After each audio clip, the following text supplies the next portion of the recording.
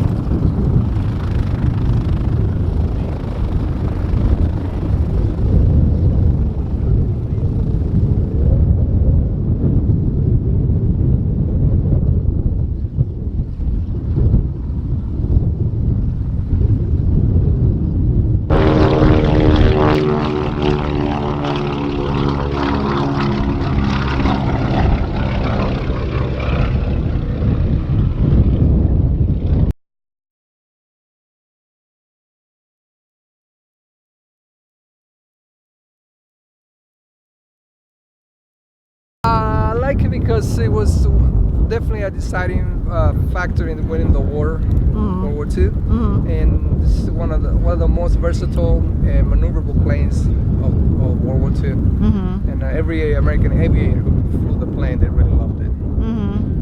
That's and right. The design is super sleek, as you can see, and it's very, very agile and fast. Would you want to fly this personally? I would love to, but I don't know how to fly. But yeah, I probably would have been one of the pilots that would be crazy about flying that plane if I were over there. Yeah. Cool.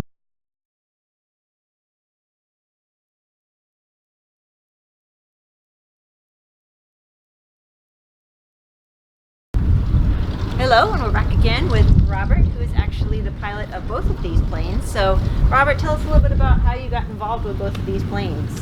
So I've always been interested in warbirds since I was very young. I've been flying them since I was 13 years old. Oh, wow. I always knew about the Collings Foundation and started cleaning airplanes and worked my way up to chief pilot. Wow. So what do you like about flying these? My favorite part generally is meeting the World War II veterans that flew them and talking to them about flying the airplanes and just exchanging notes that are 70 years apart.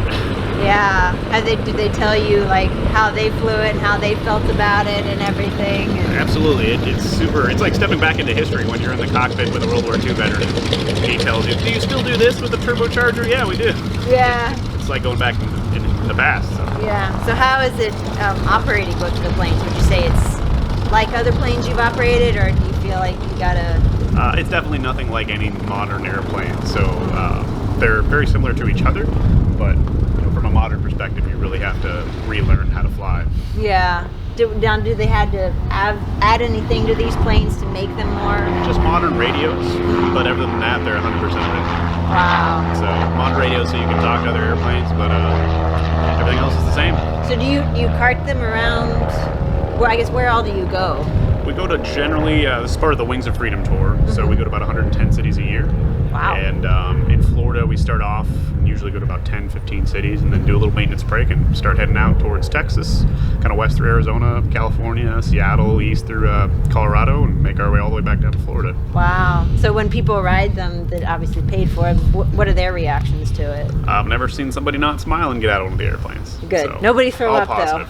The Mustang, we've had some students Oh. get sick, especially with aerobatic training, but Yeah. it's not common. Oh, good. That's good. So what all is into taking these? Like, how do you take them around the cities and around the states? Like, Usually we have a crew of volunteer pilots because I can only fly one of them. Yeah.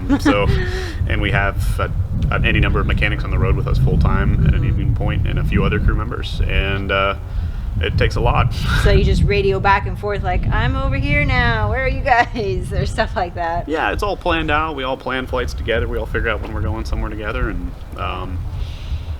load everything up and go. Most of the stuff you see out here, we fly with us on the airplanes. Our tools, our parts. So it's a pretty complex organization. Do you have to fix it sometimes while you're flying it? Like, does anything happen? I mean, yeah, they're 75-year-old airplanes, 80-year-old airplanes, so there are definitely things we have to work on, but that's why when they're parked, they're being worked on pretty much every day. So what's the dream plane maybe that you wish that you could fly or have or something? Whichever one I'm in at the time. Yeah. But isn't there a dream plane that you wish like you had? A P-38 Lightning's probably my favorite airplane from World War II, and the Collings Foundation does have one. But we don't tour with it because it's only single seat. Yeah. So yeah, that could be a problem. That'd be fun. Oh, well, thank you so much, Robert, Sure and thank you for Robert. Your name's Robert. His name's Robin. So thank you so much for letting us know a little bit about what all goes to these planes. We appreciate all you do. Sure thing. Thank you. While we were here, this is also one of the #1 skydiving places in the nation. There's some skydivers. I actually used to work here, and we would regularly see in this area skydivers coming down.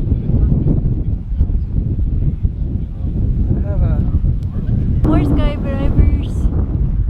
They're upon us. The sky's falling. Well, it's really just people falling on us, but that's. I lost them. Really slowly. I lost them, I think.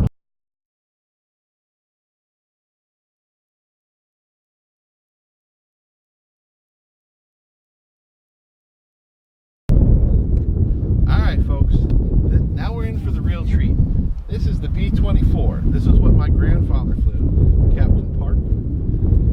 He flew this in World War II. He flew several missions that were that I just read about from my uncle that were well over 8 hours plus long, from England to Czechoslovakia, back where the Nazis were burrowed into, and they were the very last stronghold that they had. He flew during toward the end of the war. He flew this. This plane is one of my favorites. It's got 4 Pratt & Whitney 1200 horsepower radials. They are ridiculously large. I'm 6'2" and fat, and you can see how big this thing is even compared to me. So this plane flew, made in bigger numbers, dropped more bombs than the B-17. Hold on. All right. So in my research of my grandfather's plane, I learned that this is the year it was built. This is the serial number they have. They should be the same markings on the tail. So right here you can see it's written on the inside. This is the original Witchcraft, which is why this is different than this. So this plane that we have here was repainted in honor of the, I believe it's the 8th or 5th Air Force, or Army Air Corps that did that. So How many missions did he fly, Jeremy? I believe my grandfather flew 6 missions. Wow. So, How long would a typical mission be? I think the shortest mission he had was 6 hours. 3 hours there, 3 hours back. Wow. But then the other ones were ridiculously long because they flew from Bethel, England, all the way to, like I said, Czechoslovakia. Wow. And back. How many guys would be in the plane? This one held crew 10. So you'd have a bombardier, a nose gunner, pilot, co-pilot, top turret gunner. This one actually has the ball turret. They actually later on got rid of the ball turret because of the drag that it was causing on the plane. They saved themselves 700 pounds Wow. and were able to do some more things with the range that they got out of it. A tail gunner and 2 side gunners. So.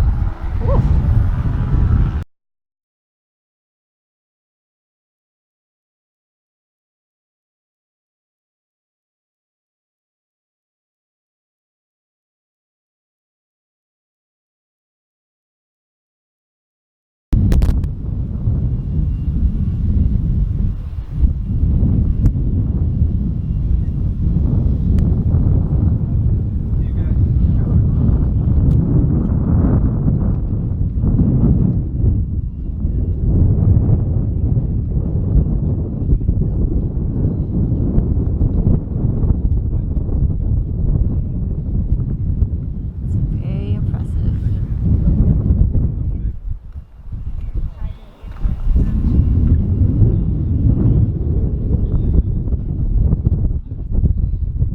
All of the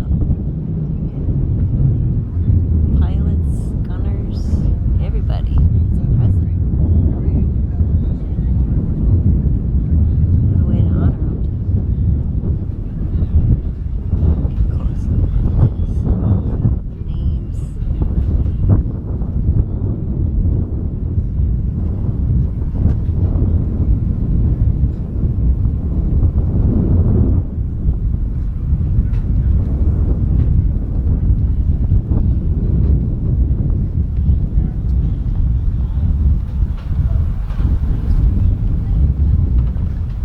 And then there's a thing here called Honor Crew.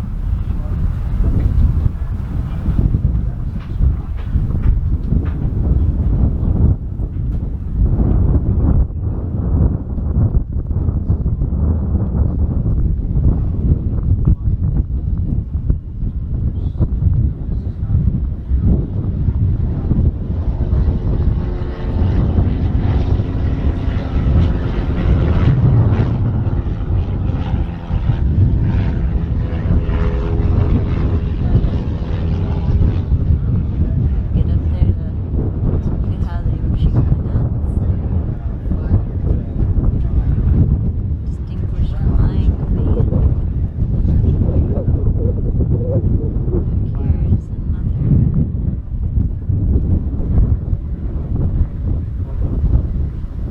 another gunner back. Look at everybody that was tailing them. Tailing them. Little plane for you. It's not for the tall people. Let's just put it that way. They still have the warning sign. I'm a little claustrophobic. Huh? That's just crawl out. It's just oh, this is here you can flip this up. Yeah. This is just something you can flip up. Gunner. It is deck. Wow, that's a solid thing. It's just a deck. So that you could stand up Might be a higher. bench. No, you could stand up higher. Yeah, aim down. To aim down. Don't hit Robin! I'm not. I'm shooting between them. Is that heavy or easy to move? For the most part. I mean, it's What? a ball turret. Drop down. What is a bolter? Ball turret. What is that? It's a turret. The guy climbed in, Oh, so it moves back and forth. drops down, and then rotates. Wow. So, Those are usually the really short guys, right? there's not a lot. They really should. Huh. The gunner above also Yep, you do it right up here. Yep, there's the above gunner, then there's also a nose gunner, which is underneath you. That's incredible. You think that they'd have to walk this while the plane was in motion? Yeah. Oh gosh! I don't know if I can get through. Oh. Whew. That was a bit tight. Yeah. There's the bottom gunner, and you got the wheel. He's got broad shoulders. I don't know if he'll get through very well. You don't have the wheel right behind you. It's amazing the connections and tight the space for fittings them. and so forth It that was a they tight had space for them. Yeah. back then. But they were all thin because they ate right and worked out, and so they could probably get through here pretty quickly. I guess they were all in their 20s, 18, 19. Yeah. Young bucks. Yeah, and they were You could handle also probably not Wow. taller than about Like walking through history. 5'8" or 5'9", I think they made it and about 150 pounds. No. Probably about 150 pounds or so.